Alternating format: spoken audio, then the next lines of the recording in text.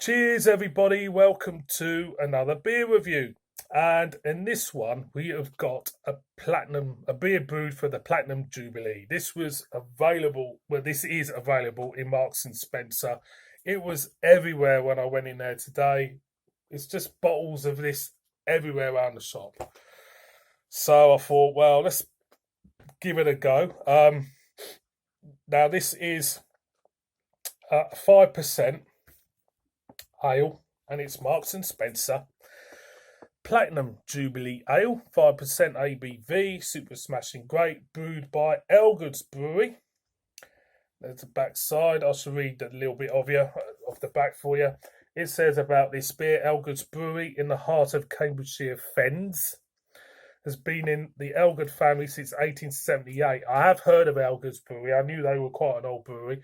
To make this a special celebratory beer, we've used fittingly special ingredients: pale ale malt, organically grown in the UK's finest grown barley area of North Norfolk, and classic English sovereign hops from Herefordshire for a truly regal blend.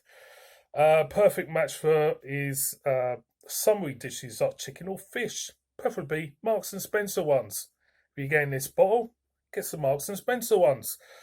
It'd be sacrilege if you didn't.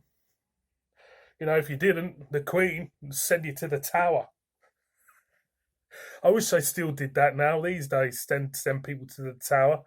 There's plenty on my list I could send to a Tower. And would be perfect at a barbecue. So, this is the only one I've seen available in the shops, marking the Jubilee. I haven't seen any other ones about. Let us know if there's more about from different breweries and different supermarkets and shops. So, let's get the bottle opener like you do. Now, before I start, I might as well have a tirade about the royal family. I mean, am I a royalist? I mean, this is it. You got they're so out of touch, I think, the royal family, to a degree. I mean, they're in their own little world, aren't they? If you know what I mean. But the thing what winds me up most about the royal family is all these hangers-on. The people who benefit from being a very, very, very, very distant relative, or someone who, gets involved with a member and starts to stir the shit up, boys and girls, and does stuff on American TV, You know what I'm talking about. Yeah, then you got the other one who, decided to be a nonce. You know what I'm talking about. Him. So, it's all a bit embarrassing at the end of the day, I think. But, I've been brought up in England all my life. I don't know any difference, from anywhere else, from being brought up in a country with a president. I don't know any different from it. So, they're going to be around forever, aren't they? So, waffling on about the royal family. Will they have this beer? I'm not too sure. If the Queen goes to Marks and Spencer, she might do for Gruts or something. There's a silver platinum. This is a platinum bottle cap. Take it to crap converters, see if they can give you a price for it. Bit of platinum. Let's get a whiff anyway before quite malt driven on the nose from the malt driven on the nose from the neck. Let's pour this out. Now, this isn't bottle conditioned. Sovereign hops sounds very old school to me. Definitely does. So I would have thought, though, really, that the food pairing for this beer would be, a fucking trifle, It should say on the back. Should say on the back. Perfect match for a fucking trifle. A fucking trifle. Anyway, the cat's just kind of like going for this fly over there. This the beer, as you can see, it's amber in colour. very thin in head, a soft to medium flow of carbonation to the thin in head. Let's get the aroma. Slight floralness there for me. Again, a bit low to malt, bit grainy maybe. It smells, okay, I suppose. It smells okay. I'm going to go in. God save the Queen. Cheers.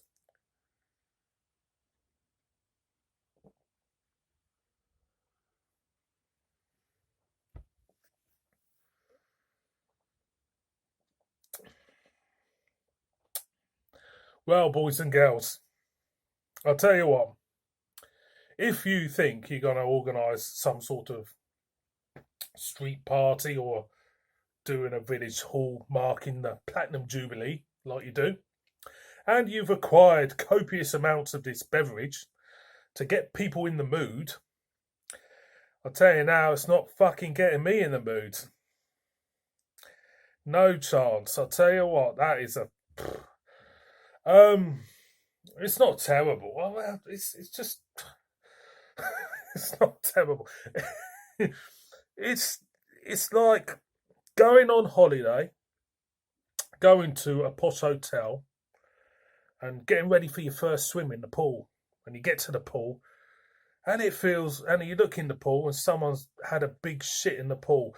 This is what this is. It's like a limp dick. It's a limp dick watching a hardcore porn movie. It's kind of like, a damp squib. It's everything like that. It's a letdown.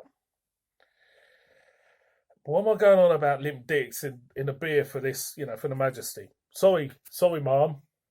The knighthood. Don't forget. Please don't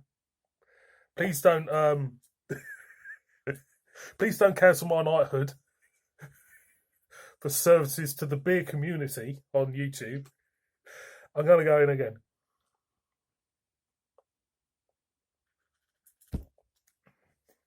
Malty. There is a metallicness there, which is not very. It's not very nice, to be honest. It is like a slight brassy note towards the back end. This should be a better beer. They could have made it a decent beer. They should do for the for what they're brewing it for. I mean, I haven't had any beers from Elgoods Brewery. I know it's an old traditional brewery, but I was expecting something better than this. I'm going again.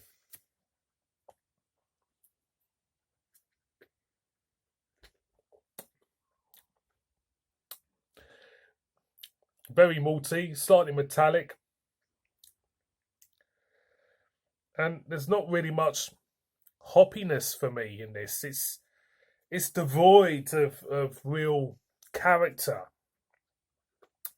It's a bit of a blank canvas. It needs more hoppy notes in this, definitely. It's too bland. It's too boring. Very boring. You'll make your Jubilee party fall flat on its arse. It really would. Again.